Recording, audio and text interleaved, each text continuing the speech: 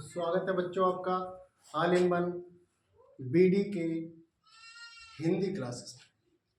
आज हम जानेंगे हिंदी का एक बहुत ही महत्वपूर्ण चैप्टर होता है संस्कृत से संबंधित संधि।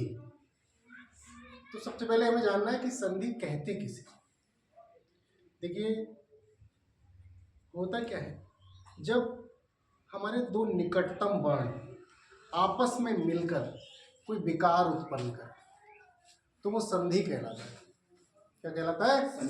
संधि कहलाता है। दो निकटतम वर्ण, मान लो जैसे हमारे पास कोई शब्द है, मान लो विद्यालय ही है, तो विद्या धन आलय।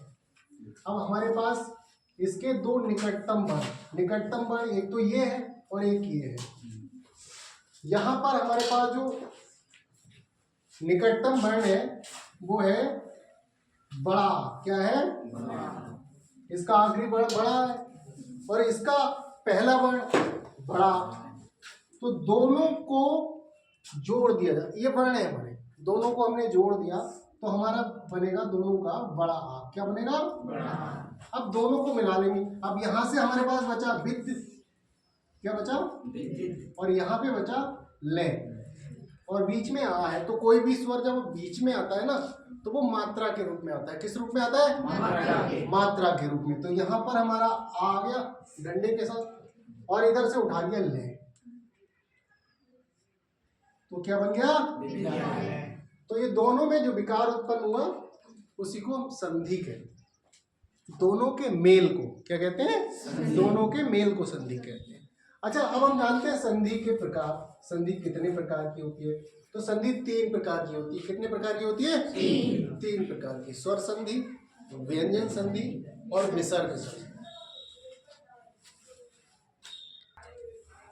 तो मैंने बताया संधियां 3 प्रकार की होती है, स्वर संधि, व्यंजन संधि और विसर्ग संधि। तो आज हम जानेंगे स्वर संधि के विषय में। स्वर संधि 5 प्रकार की होती है, दीर्घ संधि, वृद्धि संधि, यड़ संधि, गुण संधि और अयाद संधि। सबसे पहले जानते हैं दीर्घ संधि के विषय में। किसके विषय में? दीर्घ संधि। दीर्घ संधि में क्या होता है, जब 2 प्रकार के वर्ण होते हैं। वर्ण कितने प्रकार के होते हैं? 2 प्रकार के। एक होते हैं ह्रस्व स्वर और दूसरे होते हैं दीर्घ स्वर। कौन से होते हैं? दीर्घ स्वर। कोई भी, इसकी परिभाषा, कोई भी दीर्घ आए उसके बाद ह्रस्व आए तो दीर्घ हो जाता है। अगर ह्रस्व के बाद दीर्घ आता है तो भी दीर्घ हो जाता है। अगर दोनों दीर्घ होते हैं तो भी दीर्घ हो जाता है। जैसे एक उदाहरण तो यही हमारे पास लिखा हुआ है, विद्यालय। यहाँ पर देखिए दीर्घ, आ भी दीर्घ है, इधर भी दीर्घ है। अच्छा, पहले ये जान लेते हैं कि दीर्घ होते क्या है और ह्रस्व होते क्या है। जैसे मान लो हमारे पास छोटा, बड़ा, छोटी, बड़ी, छोटा और बड़ा। ये देखिए जो बड़े होते हैं, जिनको बोलने में समय ज्यादा लगे, वो दीर्घ कहलाते हैं। क्या कहलाते हैं? दीर्घ कहलाते हैं। और जिनको बोलने में कम समय लगता है वो ह्रस्व कहलाते हैं। छोटा, छोटी, छोटा। तो ऐसे ही विद्यालय है और एक और है शिवालय। शिवा धन आलय। क्या है? शिवा धन आलय। यहाँ पर हमारा आ क्या है? दीर्घ। और यहाँ पर क्या है? आ, ये भी दीर्घ है। तो दोनों को मिलाकर क्या हो जाएगा? दीर्घ। क्या हो जाएगा? दीर्घ। तो हम यहाँ पर हमारा शिव बचा और यहाँ पर बचा ले। इन दोनों को, आ को बीच में डाल देंगे तो हो जाएगा, क्या हो जाएगा? शिवालय। क्या हो जाएगा? शिवालय। अब एक और उदाहरण लेते हैं, जैसे कवि प्लस इंद्र। यहां भी हमारा क्या है? ह्रस्व है। ये ह्रस्व है और यहाँ पर छोटी है तो ये भी ह्रस्व है। इन दोनों को मिलाकर क्या हो जाएगा? दीर्घ हो जाएगा। क्या हो जाएगा? तो इसको हम लिखेंगे, क्या लिखेंगे? कब। इतना ही तो बचा, ये इसमें से निकल गई तो हमारे पास इतना बचा। अब यहाँ पर हमने क्या, दोनों को मिलाकर दीर्घ बनाया। क्या बनाया? दीर्घ। तो इसके साथ बड़ी की मात्रा लगा देंगे और इधर बचा ये, तो क्या हो जाएगा? कबींद्र। समझ रहे हो?